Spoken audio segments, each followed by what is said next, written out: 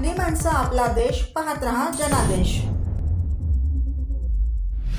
राज्यसभेसाठी आज उमेदवारी अर्ज दाखल केलेला आहे। पवार साहेबांसाठी आपण देखील अनेकांच्या भेटी घेतल्या।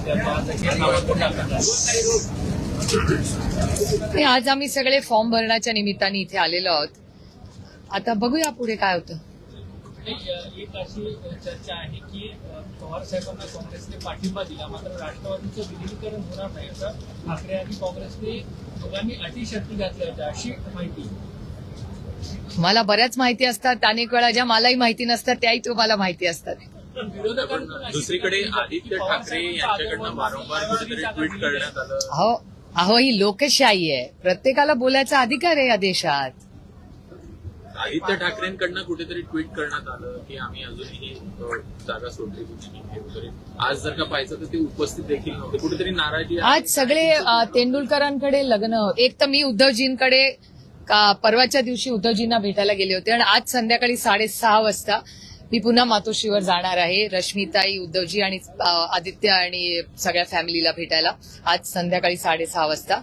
आणि त्याचबरोबर मी काँग्रेस पक्ष, सोनियाजी, राहुलजी, उद्धवजी, आदित्य ठाकरेजी, संजय राऊतजी, सगळेच जे म्हणजे वेणुगोपालजी, खडगेजी आणि अनेक जे काँग्रेसवर अनेक वर्षात चेनीथलाजी जे इन्चार्ज आहेत महाराष्ट्राचे, या सगळ्यांचे मी मनपूर्वक आभार मानते की गेले अनेक दिवस आम्ही सगळे अनेक दशक, खरं तर खडगेजी मला काल असं म्हणाले की तुझ्या वडिलांबरोबर मी 2-3 वर्षच त्यांच्यानंतर राजकारणात आलो, पण 6 दशक तुझ्या वडिलांनी आणि मी एकत्र काम केलेलं आहे। योगायोगाने दिग्विजय सिंगजींचाही फोन आला होता, कमलनाथजींचा फोन आला, त्यामुळे ही 6 दशकाची प्रेमाची नाती आहेत आणि त्यांना सगळ्यांनाच आनंद झाला की आदरणीय पवारसाहेब राज्यसभा लढतायत। आणि मी उद्धवजींचे आणि प्रत्येक शिवसैनिकेचे अंतःकरणातून आभार मानते।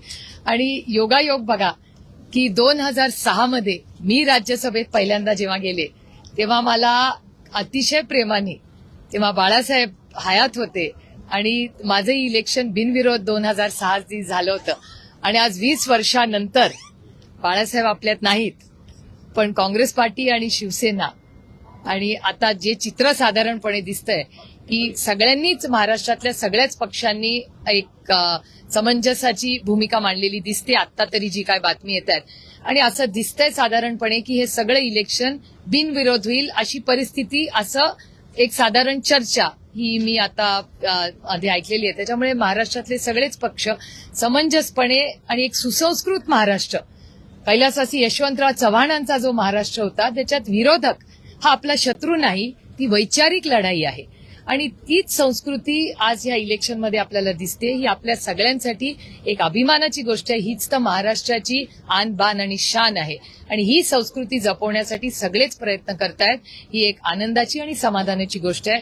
मी पुन्हा एकदा काँग्रेस पक्षाचे आणि शिवसेना पक्षाचे, महाविकास आघाडी आणि इंडिया अलायन्स, मी आवर्जून उल्लेख करीन, काल अखिलेशजींशीही बोलणं झालं, त्यांच्याही सहकार्याची भूमिका, भावना होती। कम्युनिस्ट पक्षाचे आमचे अनेक पदाधिकारी असतील, जयंत भाईंचाही काल फोन आला। तर त्याच्यामुळे हे सगळे 6 दशक ज्या सगळ्या लोकांनी आदरणीय पवारसाहेबांना जी साथ दिली, आज ते सगळे आमच्या बरोबर होते या सगळ्या प्रक्रियेमध्ये। याबद्दल मी माझ्या अंतःकरणातून त्या प्रत्येकाचे मनपूर्वक आभार मानते। आणि सगळ्यात महत्वाची गोष्ट की बारामतीकरांचे मी नतमस्तक होऊन आभार मानते, कारण का ही सगळी जी सुरुवात 6 दशकापूर्वी 1967 ही फेब्रुवारीमध्ये जी सुरू झाली, ती सगळी, हा सगळा प्रवास हा बारामतीकरांनी जी साथ दिली, त्या प्रत्येक बारामतीकरासमोर मी नतमस्तक होऊन महाराष्ट्राच्या मायबाप जनतेचे आणि भारतात सगळ्या लोकांनी जी आदरणीय पवार साहेबांना 6 दशक साथ दिली, त्यांचे मनपूर्वक अंतःकरणातून आभार मानते।